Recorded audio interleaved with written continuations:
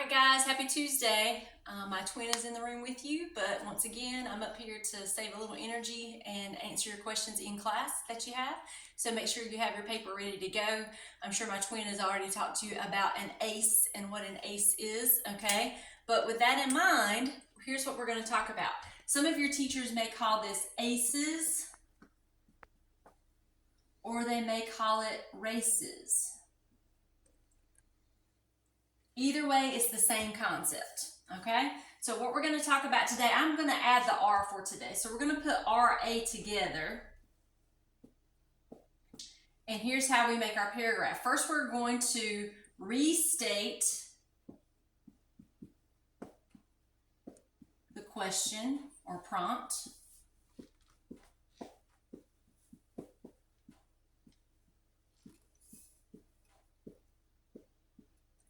Answer the question.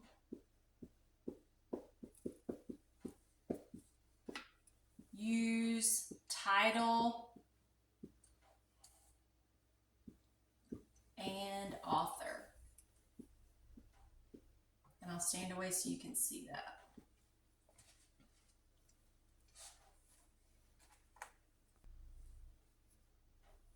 Okay, so once again, the R is restate the question or prompt. A, answer the question, use title and author. When you use the title and author, that lets the reader know that you know what you're talking about, okay? And of course, in our case, our title is The Hunger Games and our author is Suzanne Collins, okay? And we'll talk about how we make this into a paragraph in just a minute, okay? So that's your RA for races. Let's start with the C next. C is you're going to cite evidence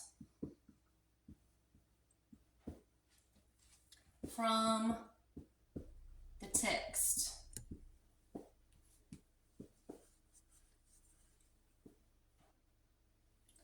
You're going to use page number, paragraph number, or if it happens to be a poem, what would we call it?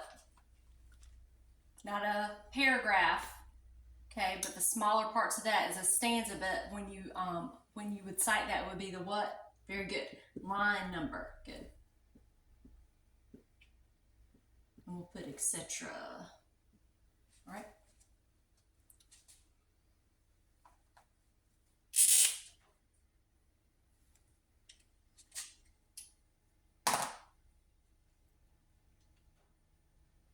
So this is your proof.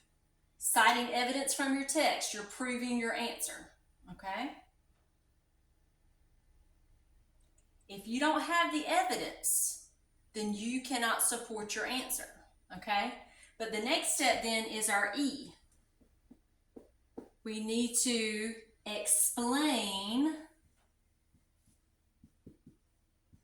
how the evidence supports the answer.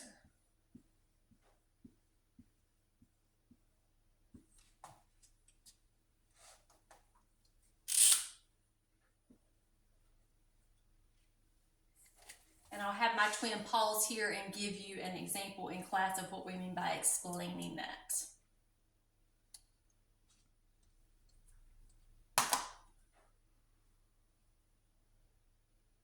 Okay, now you're going to do this 2 times. You have to provide 2 pieces of evidence. So go ahead and put it 2 times beside this.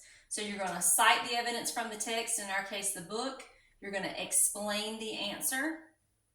Then you're going to cite a second piece of evidence and explain how that supports your answer. So that happens twice, okay? And then our last thing is the S. You're going to summarize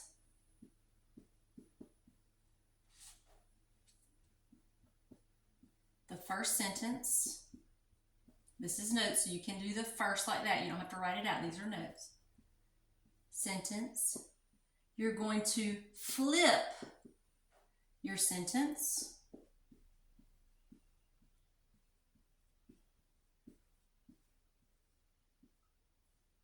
Now, as you're writing this, when I say flip the sentence, in the first sentence, you're going to start out, in The Hunger Games by Suzanne Collins. That part is going to go to the end of your sentence, and I'll show you how to do that when we actually do that example paragraph in just a minute. But then when I say flip your sentence, that's what I mean. It can't be word for word copied and pasted. It has to be different. All right, and you're going to use one of the following words. Use clearly,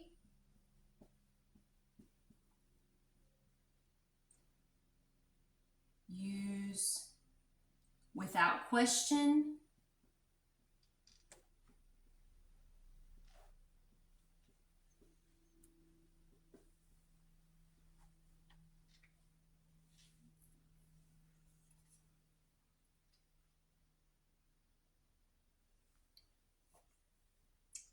and you can also use obviously.